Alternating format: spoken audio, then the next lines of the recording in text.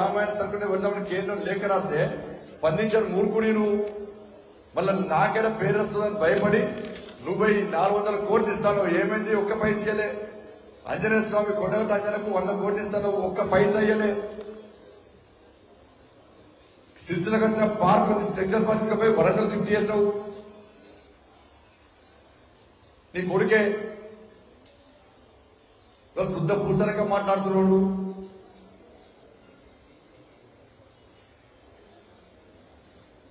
ఇలా కరీంనగర్ లో smart city తీసుకొచ్చిందట మునగాడిని. సిగ్గుండాలే కొంచెమైనా చలో ప్రమాణం చేయి, నువ్వు ప్రమాణం చేయి.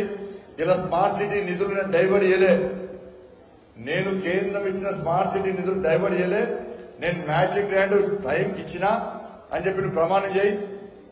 నేను సిద్ధం దానికి. నువ్వు ప్రమాణం చేస్తావా? దమ్ముంది అనికల్లా ప్రమాణం చేసే దమ్ము నీకుందా?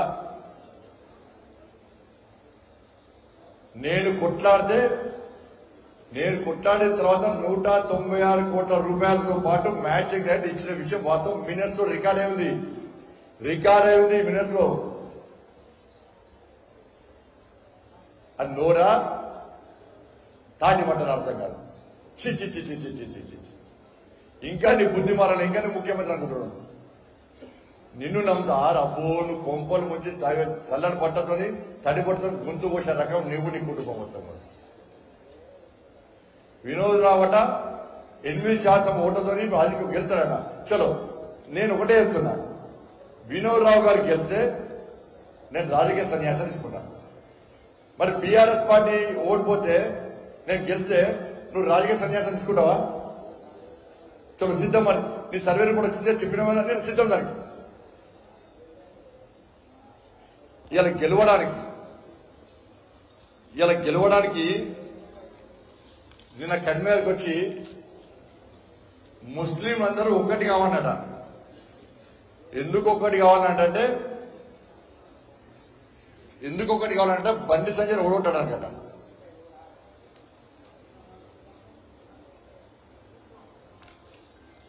ముస్లింస్ అందరూ ఒక్కటి కావాలట. ఎందుకంటే బండి సంజయ్ని ఓడించడానికట. కాంగ్రెస్ పార్టీలము వాళ్ళ ఓట్ల కోసం 2000 రూపాయలు ఇస్తున్నారు.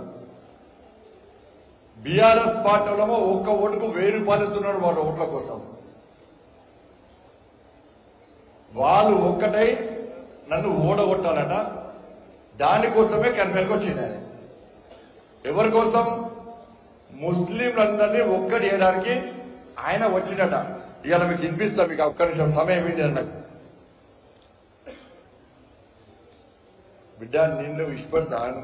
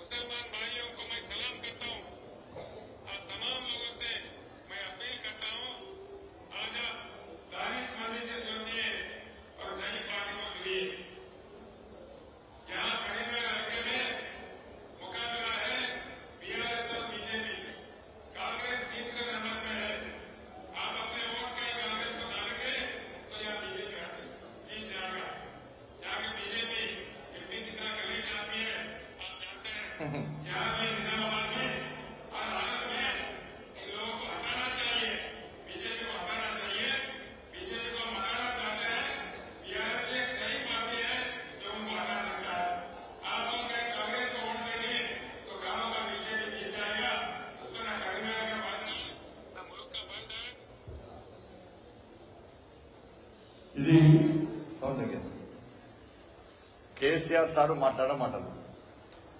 కొడుకేమో జై శ్రీరామ్ అనదన్నాడు.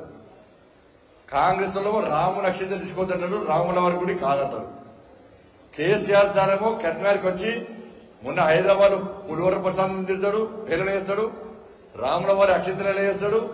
నా కన్వేర్కి వచ్చి ముస్లింలందరూ ఒక్కటి కావాలట, బండి సంజయ్ని ఓడగొట్టాలట. బండి సంజయ్ గలీజోడట.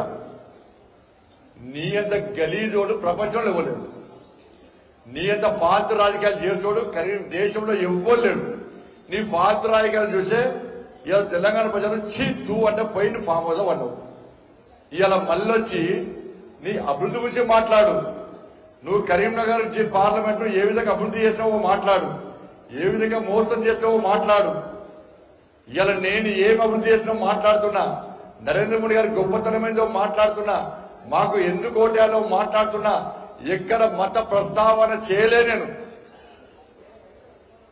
ఇవాళ నువ్వు కరీంనగర్కి వచ్చి మత విద్వేషాలు రగలగొట్టి మతాల మధ్య చిచ్చు పెట్టి ఇలా ఒక వర్గం ఓట్ల కోసం కక్కుర్తి పడుతున్న విషయాన్ని తెలంగాణ సమాజం గుర్తించాలి. కరీంనగర్ లోని హిందూ సమాజం గుర్తించాలి. ఎస్ బరాబర్ హిందువులందరూ ఆలోచించాలి. వాళ్ళ మొన్న కరీంనగర్ అసెంబ్లీలో ఒక వర్గం ఒక్కటై నన్ను ఓడగొట్టిన విషయాన్ని ఒక్కసారి గుర్తించుకోండి. అది కేసీఆర్ వ్యాఖ్యల వలన కేసీఆర్ రాత్రిపూట ఫోన్ చేసి మసీదులకు ఫోన్ చేసి మత గురువులకు ఫోన్ చేసి బండి సంజయ్ని ఓడగొట్టండి, ఎంపీకి వెళ్తే బండి సంజయ్ మిమ్మల్ని ఇబ్బంది పెట్టిండు, ఈసారి మళ్లీ వెళ్తే బండి సంజయ్ ఇబ్బంది పెడతాడు, బండి సంజయ్ని ఓడగొట్టాలని చెప్పి ముస్లిం మత పెద్దలతో మాట్లాడి వాళ్ళంతా ఒక్కటై నన్ను ఓడగొట్టారు కరీంనగర్. ఇలా నా ప్లేస్ లో ఏ నాయకుడు ఉన్నా మళ్ళీ రాజకీయాల్లో ఉండడు.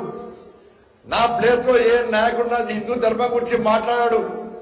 నా ప్లేస్ లో ఏ నాయకుడున్నా కూడా కాషాయం జెండా పట్టాడు. కానీ నాకు ధర్మం మీద భక్తి, ధర్మాన్ని రక్షించాలని ఆకాంక్ష, హిందూ సమాజాన్ని సంఘటన చేయాలని లక్ష్యం. ఎవరైతే ఓడగొట్టిందో, ఏ వర్గమైతే ఓడగొట్టిందో మీతోనే ఏం కాదు. మీరు నన్ను అడగొడితే నా హిందూ సమాజం నా వెనుక ఉన్నది. మీరు 20% 12% అయితే 80% హిందువులు ఈ కరీంనగర్ పార్లమెంట్ లో ఉన్నారు. నన్ను పక్కా గెలిపిస్తారని చెప్పి ఆ నమ్మకం విశ్వాసంతో నేను పోటీ చేస్తుంది. ఇవాళ కరీంనగర్కి వచ్చి 80% హిందువుల గురించి కేసీఆర్ మాట్లాడతలేడు. వాళ్ళను ఒక్కటిగా అమ్మంటున్నాడు. అంటే కేసీఆర్ ఉద్దేశం ఏంది? ఈ కరీంనగర్ పార్లమెంట్ లో హిందువులు ఒక్కటి కారని, హిందువుల ఐక్యత లేదని. ఇలా హిందూ సమాజం ఆలోచించాలి. కరీంనగర్ పార్లమెంట్ లో హిందుగాలు పొందుగాలంటే పొందబెట్టిన చరిత్రను ఒక్కసారి కరీంనగర్ పార్లమెంట్ లోని హిందూ సమాజం ఒక్కసారి నెమరు వేసుకోవాలి. మరొక్కసారి గుర్తు చేసుకోండి. అదే కేసీఆర్ మళ్ళా ఇదే కరీంనగర్కి వచ్చి ఇవాళ హిందూ సమాజాన్ని ఏ విధంగా ఏదైనా చేసే ప్రయత్నం చేస్తుండో వాళ్ళు ఒక్కసారి ఆలోచించండి. వాళ్ళు కాంగ్రెస్ పార్టీ ఏమో 2000, 3000 ఇచ్చి ఓట్లు కొట్టా వాళ్ళంటది. బీఆర్ఎస్ పార్టీ ఏమో పైసలు ఇచ్చి వాళ్ళని ఒక్కడిగా అమ్మంటున్నది. మరి హిందూ సమాజం ఒక్కటైతుందా కాదా? ఇలా తెలంగాణ సమాజం చూసింది. ఇలా ప్రతి ఒక్కరు ఎదురు చూస్తానని కాదు. నేను మతం గురించి మాట్లాడే కేసీఆర్ మాట్లాడిన వ్యాఖ్యలు చూసిన తర్వాత బాధ అనిపించి మాట్లాడుతున్నా. కేసీఆర్ నేను సవాల్ చేస్తున్నా. ఇవాళ నేను హిందూ ధర్మం కోసం పనిచేస్తా, కరీంనగర్ అభివృద్ధి కోసం పనిచేస్తా, నరేంద్ర మోడీ గారు ప్రధానమంత్రి చేయడమే లక్ష్యంగా పనిచేస్తా.